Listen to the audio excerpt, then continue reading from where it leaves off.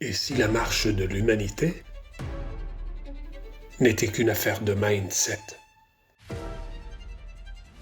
Certains affirmant que notre destin serait déjà dans nos têtes, que la lampe d'Aladin est à portée de main et qu'on peut guérir sans remède par la seule incantation, que la pierre philosophale changeant la terre en or est quelque part là, devant nous. D'autres affirment en revanche que tout cela n'est qu'illusion et qu'au final, l'homme est faible, seul et impuissant.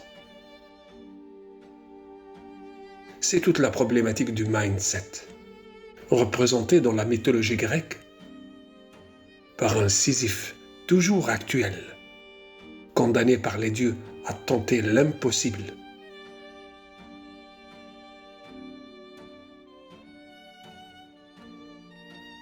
Une thématique qui a fait l'objet du livre de la psychologue Carol Dweck intitulé « Mindset, la psychologie du succès ». Un livre qui va devenir la Bible de la plupart des coachs. Un livre où Dweck distingue ceux qui pensent que l'intelligence et la personnalité sont des données innées, non modifiables, et qui ne croient pas à la capacité d'amélioration, et qui seraient dotés d'un mindset fixe. Et ceux qui pensent qu'ils sont en mesure d'exceller dans ce qu'ils veulent, à condition de travailler dur. Pour eux, les obstacles ne sont pas décourageants, mais des défis à relever.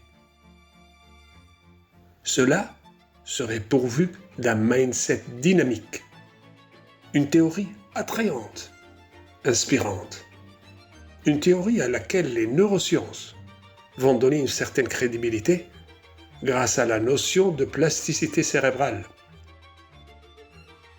et à l'imagerie cérébrale qui permet de voir les neurones se développer en fonction de l'apprentissage. Cela, quel que soit l'âge de la personne, contrairement à l'idée généralement admise que notre stock de neurones est destiné à se réduire inéluctablement avec l'âge.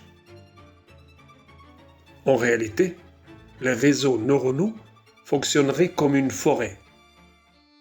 Si on marche plusieurs fois dans le même sentier, un chemin va progressivement se créer. Dans la forêt neuronale, à force de sollicitation, il est possible de créer des sentiers aux connexions neuronales qui deviennent de plus en plus efficaces avec l'exercice pour la réalisation de certains problèmes. Oui, mais la question que ne pose pas Dweck est la question des limites du mindset. Considérons les cas des enfants sauvages depuis le XVIIIe siècle. Ces enfants d'un certain âge, découverts en pleine nature, parfois même vivant au milieu des animaux.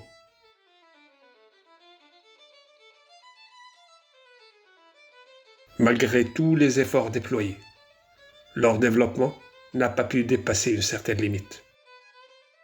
Ils ont progressé, certes, mais aucun d'eux n'est devenu pianiste, médecin ou ingénieur.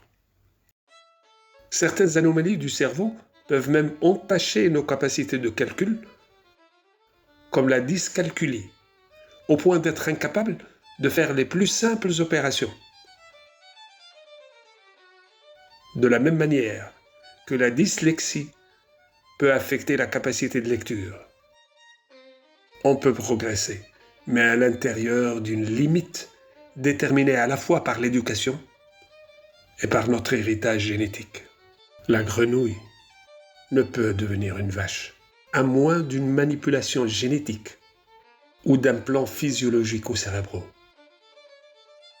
Permets-moi aussi de te dire par la même occasion que le mythe qui assure qu'on utilise uniquement 10% de notre cerveau est totalement faux scientifiquement.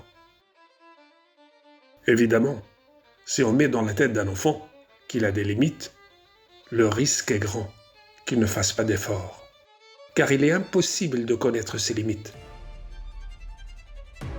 tant qu'on n'a pas tout essayé et qu'on n'a pas essayé plus que tout. Dans la prochaine vidéo, je te démontrerai aussi que le mindset dynamique ne conduit pas forcément à l'accomplissement et au bonheur. Permets-moi d'arrêter ici cette vidéo, car le désert illimité m'appelle et me rappelle chaque jour mes limites, malgré tous mes efforts.